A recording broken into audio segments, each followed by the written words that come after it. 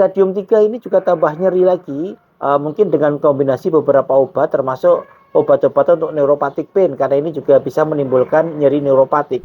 Dan stadium 4 ini secara teori memang sudah sulit diobati. Jadi pada beberapa penelitian jurnal-jurnal yang ada di Indonesia maupun di luar negeri ini ternyata menunjukkan hasil yang cukup baik gitu.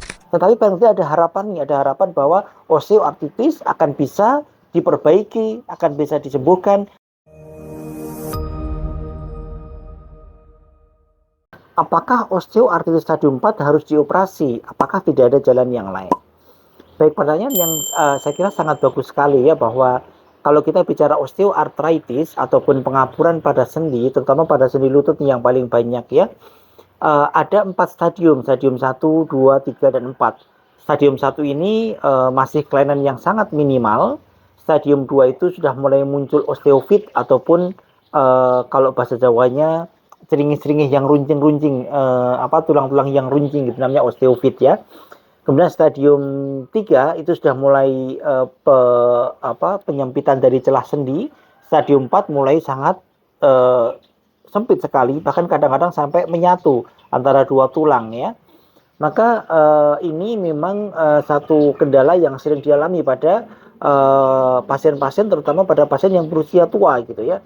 Karena ini adalah penyakit degeneratif yang semakin tua semakin akan menyebabkan terjadinya pengapuran ataupun osteoartritis ini gitu.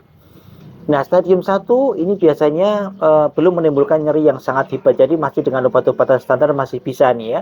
Stadium 2 biasanya sudah mulai timbul nyeri, maka biasa kita lakukan pemberian obat-obatan NSAID ataupun obat-obat anti nyeri, atau dengan menggunakan injeksi steroid, itu akan cukup efektif gitu ya. Stadium 3 ini juga tambah nyeri lagi, mungkin dengan kombinasi beberapa obat termasuk obat-obatan untuk neuropathic pain karena ini juga bisa menimbulkan nyeri neuropatik. Dan stadium 4 ini secara teori memang sudah sulit diobati, jadi mesti dilakukan tindakan operasi secara teori gitu ya.